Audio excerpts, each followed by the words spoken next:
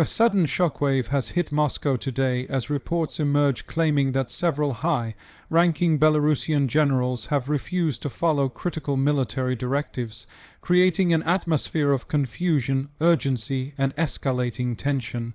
This unexpected development has pushed both Moscow and Minsk into a moment of uncertainty, leaving analysts and global observers questioning what this means for the stability of the Belarusian regime and its relationship with Russia. The situation is unfolding rapidly, and the political and military tremors it has created are being felt far beyond Eastern Europe. Hello everyone, welcome back to the Global Pulse News channel. Please subscribe to the channel and click on the bell icon for daily news updates, because today's story is one of the most important and potentially dangerous turning points in the region in recent years. From the outside, the situation appears extremely volatile.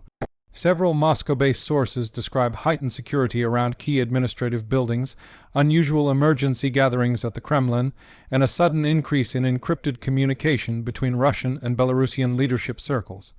Eyewitness accounts near the Russian Ministry of Defense building have reported the arrival of unmarked vehicles, suggesting urgent closed-door meetings are underway. The overall atmosphere in Moscow is tense, restrained, and filled with speculation, while in Minsk, the government has adopted a strict silence, fueling even more questions about what is happening behind the scenes. Reports indicate that Belarusian army units along the western and southern borders have temporarily halted movement after receiving conflicting operational instructions. The refusal of these generals to comply with new directives appears to be rooted in deep internal disagreements, making this not just a military issue but a political earthquake.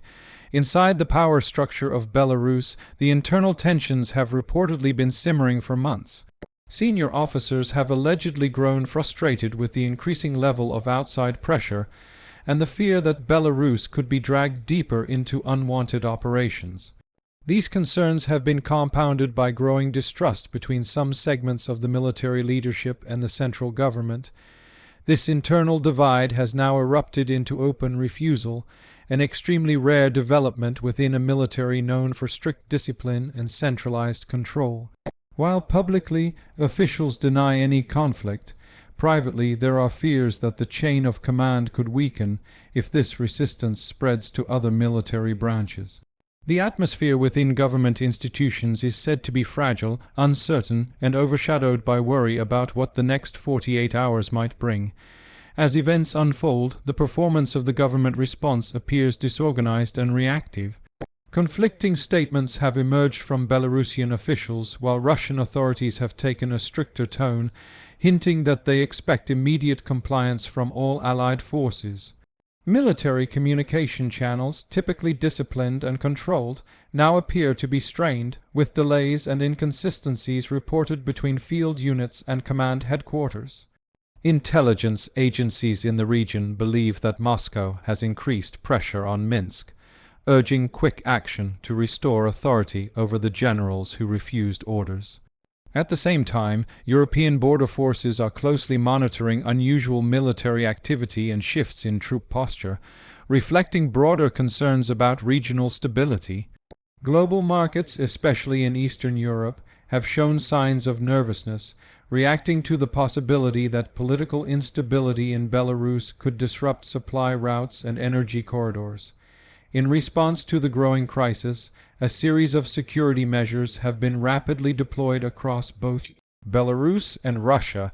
Troops have been placed on heightened alert, with some units relocating closer to strategic locations, including transportation hubs, communication centers, and government buildings. Access to military installations has been tightened, limiting movement to essential personnel only. Additional security forces have been observed in Minsk, where the government appears to be preparing for the possibility of internal unrest or resistance within the ranks. Surveillance systems have reportedly been upgraded to monitor dissenting officers and ensure no further breakdown in the chain of command. Emergency communication hubs have been activated, ensuring government officials can coordinate in the event of sudden escalation. These actions indicate that the leadership views the situation as a serious challenge to stability and is preparing for multiple possible scenarios. The unique impact of this story lies in its unprecedented nature. Military refusal at this level within Belarus is almost unheard of for a country where the military is deeply tied to the political leadership. Such defiance signals deep internal fractures. This event also disrupts Russia's strategic plans in the region, potentially weakening its influence and complicating any coordinated military or political initiatives. The crisis has not only exposed vulnerabilities within the Belarusian regime, but has also revealed the limits of centralized control when internal pressure reaches a boiling point. Neighboring countries, particularly those in NATO, are closely observing the situation, aware that the instability could spill across borders or alter the geopolitical balance. Analysts believe this development could have long-term consequences on regional alliances, security planning, and diplomatic relations. The cost of this crisis, both politically and economically, is already significant. Belarus, which was already struggling with international sanctions and economic pressures, now faces an even more uncertain future. Investors and regional businesses are reacting cautiously, and there are fears of disruptions to trade and essential routes that pass through Belarus.